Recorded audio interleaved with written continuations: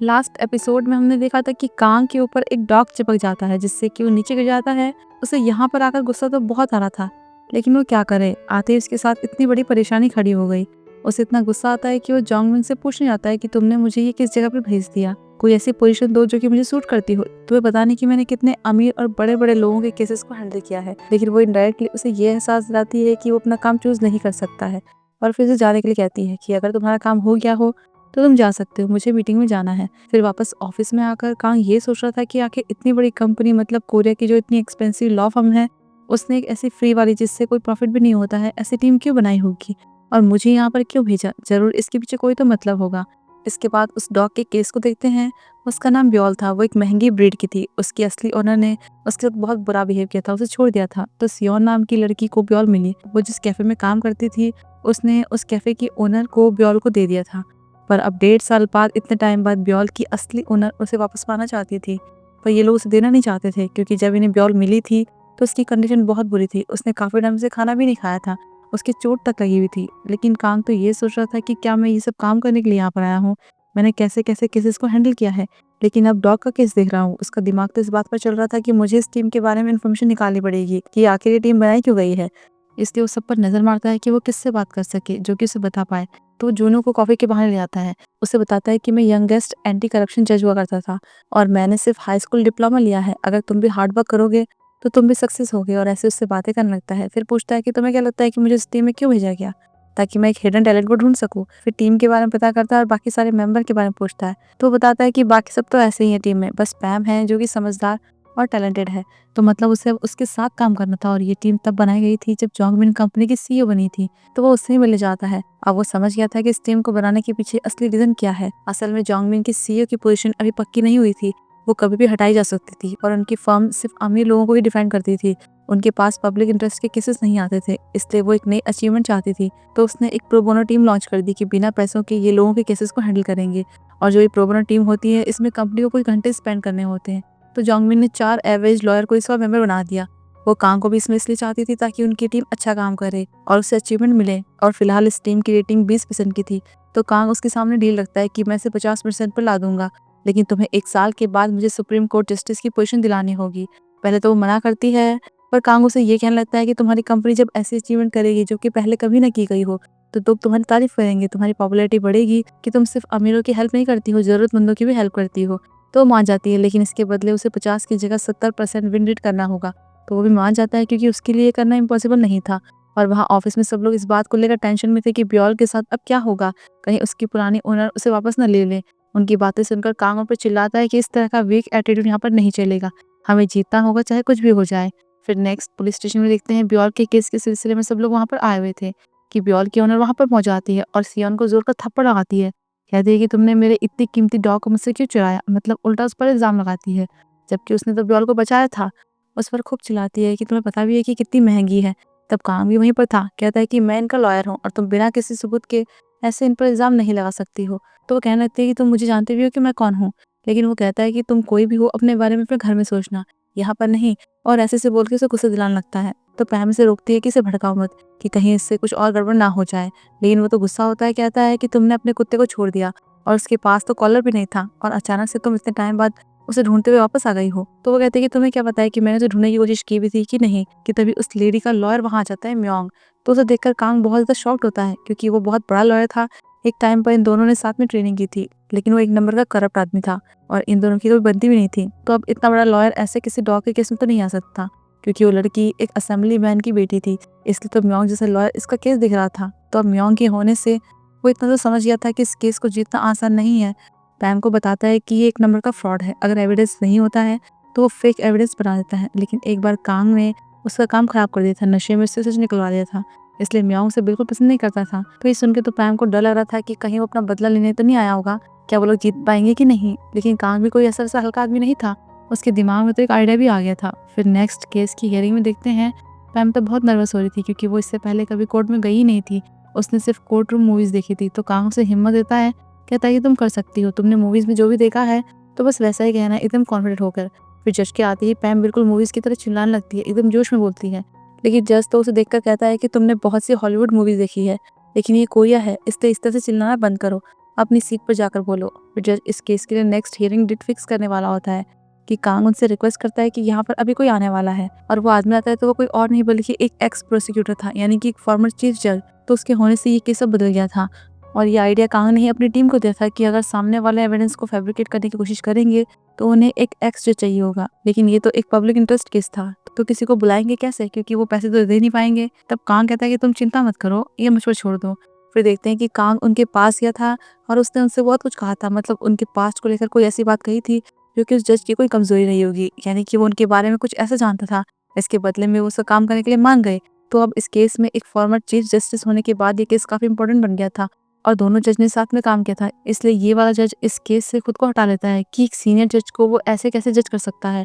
और पैम भी समझ आती है कि स्टार्टिंग से ही कांग का यही गोल था कि इस जज को हटवाना, क्योंकि ये वाला जज म्योंग के काफी करीब था, तो ये पॉसिबल था कि ये उसका ही साइड लेगा। पर अब जो सेकंड जज होने वाला था वो बहुत ज्यादा गुस्सैल था, जज चोई, लेकिन इतना था कि कम से कम वो उनके साथ भेदभाव तो नहीं करेगा, दोनों पार्टी के लिए बराबर रहेगा। इस बीच इन्हें पता चलता है कि प्रोसिक्यूशन ने एक एविडेंस सबमिट कर दिया है, यानी कि म्योंग ने एक फेक एविडेंस बनाया है। उसके पास एक ऐसा विटनेस है जिसने कि सियोन को ब्योल के गले से उसका कॉलर फेंकते हुए देखा था। तो इसलिए टीम उससे मिलने के लिए जाती है। तो पैम उससे कंफर्म करती है कि तुम्हें अच्छे से याद तो है ना कि तुमने ब्योल के गले में कोई कॉलर नहीं देखा था। तो मना करती है कि ये बकवास है, मैंने ऐसा कुछ भी नहीं किया है। लेकिन उसकी जवाब की टाइमिंग और उसके रिएक्शन से कांग समझ जाता है कि झूठ बोल रही है। उसे कहता है कि तुमने अगर हैंगिंग रिवर में नहीं फेंका था तो कहाँ फेंका था, और बार बार यही सवाल पूछता है। कहता है कि अगर तुम गलत स्टेटमेंट दोगी तो तुम्हारे लिए अच्छा नहीं होगा। इससे वो डर जाती है और रोने लग जाती है। तो ऐसे में सब डर जाते हैं कि क्या इसने सच में उसका कॉलर फेंका था, क्योंकि ये ठीक नहीं था, और ऐसे में तो उस विटनेस को फेक भी नहीं कह सकते हैं।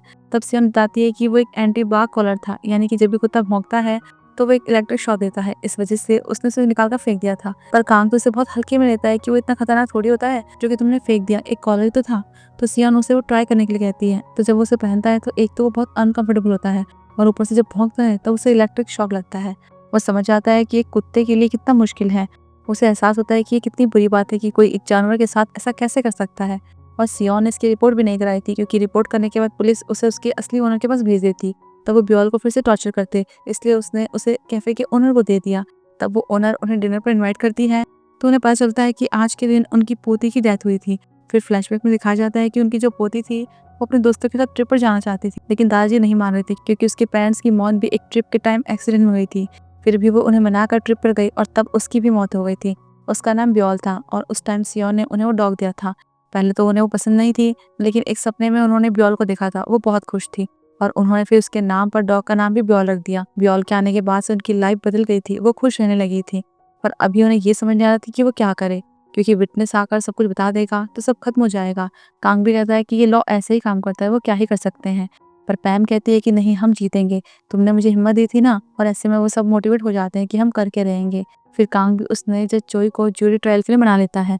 बस इसके बाद उनकी तैयारी शुरू हो जाती है। यूना उस लेडी के घर एक अंडर कवर बनकर जाती है ताकि वहां पर वो अच्छे से नजर रख सके। जुनू उस नदी में जाता है जहाँ पर सियोन ने ब्योल का कॉलर फेंका था, और जबकि बाकी लोग ऑफिस में ही अपनी तैयारी कर रहे थे। फिर नेक्स्ट हम उस लेडी को देखते हैं। उसकी नौकरानी गलती से एक महंगा कप तोड़ देती है, पर उसमें भी उसकी बेटी की गलती थी, क्योंकि उसने वहां पर नकली सांप रखा था, जिससे कि वो नौकरानी डर गई थी। लेकिन वो लेडी उस पर गुस्सा करती है और कहती है कि ये बहुत महंगा था, उसके पैसे मैं तुम्हारी सैलरी से काट दूंगी, और फिर उसे जॉब से निकाल भी देती है। और दूसरी तरफ जोंगमिन को देखते हैं, वो मीटिंग कर रही थी। तब उसके दो पार्टनर ब्योल के केस को लेकर बातें करते हैं और केस को रोकने के लिए कहते हैं, लेकिन वो उन्हें उनकी लैंग्वेज में समझाती है कि वो लोग ऐसा नहीं कह सकते, क्योंकि वो इस कंपनी के रेवेन्यू को यूज़ करते हैं अपने पर्सनल काम में, सेक्रेटरी की सैलरी के लिए, ड्राइवर के लिए, तो उन्हें बोलने का हक नहीं है। फिर वो कांग से मिलती है और उसे कहती है कि तुम्हें अपना बेस्ट देना होगा, मुझे इस केस को जीतना है। तो बस पूरी टीम अपनी जी जान लगा देती है। पैम तो अच्छे से रिहर्सल करती है कि उसे किस तरह से कोर्ट में अपनी बात रखनी है। वहीं यूना उस नौकरानी से बात करने की कोशिश करती है, जबकि जूनो तो कॉलर ढूंढने में लगा हुआ था। फिर नेक्स्ट ज्यूरी ट्रायल में देखते हैं यूना उस मेट को मनाने में कामयाब हो जाती है। तब वो उस कॉलर और ब्योल को जो अब्यूज किया जाता था उसके बारे में बताती है। फिर एक वीडियो में उसी तरह का कॉलर देखकर कहती है कि ये बिल्कुल वैसा ही है। ओनर को ब्योल पसंद नहीं थी, उसके भौंकने से उसे इरिटेशन होती थी, इसलिए उसने उसे कॉलर लगा दिया, जिससे कि वो हमेशा दर्द में रहती थी, और फिर उसे छोड़ भी दिया। पर 1.5 साल बाद जब उस लेडी की बेटी ने ब्योल को एक कैफे में देखा था, तो उसने उसे वापस पाने की जिद की। और फिर पैम भी सबको बताने लगती है कि सियोन ने इसे वापस नहीं दिया, क्योंकि वो जानती थी कि अगर ब्योल वापस से अपने ओनर के पास जाएगी तो उसे फिर से टॉर्चर किया जाएगा, उसके साथ कुछ बुरा ना हो, इसलिए उसने कॉलर को निकाल कर फेंक दिया। तो ओपोनेंट लॉयर बोलता है कि ये तो ओनर की प्रॉपर्टी है, तो कोई दूसरा ऐसे नहीं कर सकता है। इस पर पैम कहती है कि कोई जानवर किसी की प्रॉपर्टी नहीं होता है, वो कोई ऑब्जेक्ट नहीं है, एक लिविंग थिंग है। और बहुत मजबूती से अपनी बात रखती है कि सियोन बस उसकी लाइफ को प्रोटेक्ट करना चाहती है। और फिर ज्यूरी से पूछती है कि अगर आप उसकी जगह होते तो क्या आप उसे अब्यूसिव ओनर के पास वापस भेज देते। मतलब एक इमोशनल माहौल क्रिएट कर देती है कि क्या सच में सियोन ने कोई क्राइम किया है। लेकिन म्योंग एक सीसीटीवी फुटेज दिखाता है जिससे कि माहौल थोड़ा गड़बड़ जाता है। उसमें एक प्रूफ था कि उस नौकरानी ने अपनी ओनर का नेकलेस चुराया था, पर उसकी वजह ये थी कि उस नौकरानी को बिना सैलरी दी जॉब से निकाल दिया गया था, इसलिए उसने चोरी की। पर म्योंग इस बात को ऐसे पेश करता है कि ये अपनी ओनर को पसंद नहीं करती थी, तो उसके खिलाफ झूठी गवाही दे सकती है। और पैम के लिए कहता है कि तुमने तो बहुत ही टचिंग स्पीच दी है, मैं भी इंप्रेस हो गया, लेकिन बातों से काम नहीं चलता है, प्रूफ होना चाहिए। अब इतनी मेहनत करने के बाद भी केस उनके हाथ से निकलता जा रहा था। समझ नहीं आ रहा था कि वो क्या करे। तभी जूनियर भागते हुए आता है।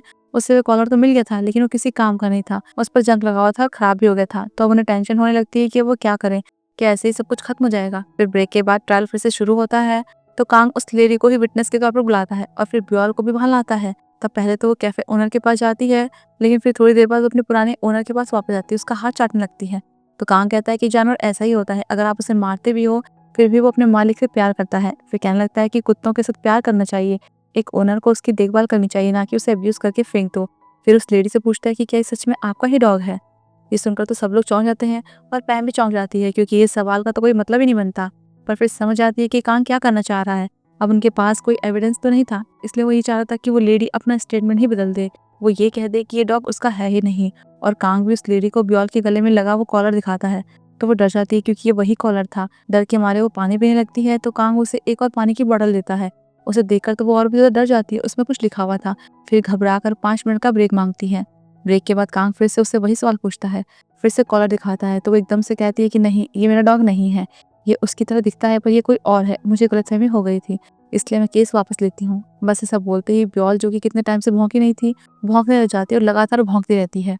फिर यहाँ हमें दिखाया जाता है कि कांग ने उस बॉटल पर लिखा था कि अपने डैड को कॉल करो, तो फिर उसने अपने डैड को कॉल की, लेकिन उसके डैड तो उस पर गुस्सा करते हैं कि तुम पागल हुई हो, उस जज कांग ने मुझे कॉल करके धमकी दी है, उसने कहा है कि तुम जानवरों को अब्यूज करती हो और उसके पास एविडेंस भी है। असल में उसके डैड जनरल इलेक्शन के लिए नॉमिनेट होने वाले थे, तो कांग ने कहा था कि अगर उनके वोटर को पता चलेगा कि उनकी बेटी जानवरों के साथ बुरा बिहेव करती है तो क्या इफेक्ट पड़ेगा, वो चुनाव हार भी सकते हैं, उनका पॉलिटिकल करियर खत्म हो जाएगा। और इसके साथ साथ कांग ने योंगसिल को, जो कि उनका ही मेंबर था, उससे एक नकली एंटी बाघ कॉलर बनवाया था ताकि वो ये बता सके कि उनके पास एक सबूत है।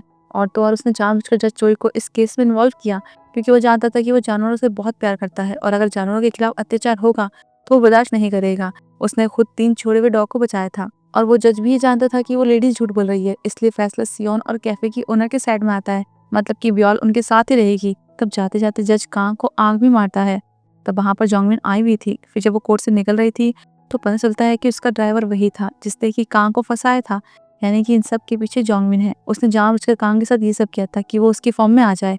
इसके बाद हमें कांग के बचपन का सीन दिखाया जाता है, जब पड़ोसी की एक पपी ने उसे काट लिया था, इस वजह से उसका ओनर उसे बेच रहा था। तो जब उसे ये पता चलता है तो वो उस पपी को पकड़ लेता है और ओनर से रिक्वेस्ट करता है कि प्लीज उसे ना बेचें। उन्हें बताता है कि वो उसे खुद ही परेशान कर रहा था, छेड़ रहा था, इसलिए उसने काटा, यानी कि उसे भी डॉग से बहुत प्यार था। और यहीं पर ये एपिसोड खत्म होता है। तो फिर हम जल्दी मिलते हैं अगले एपिसोड में।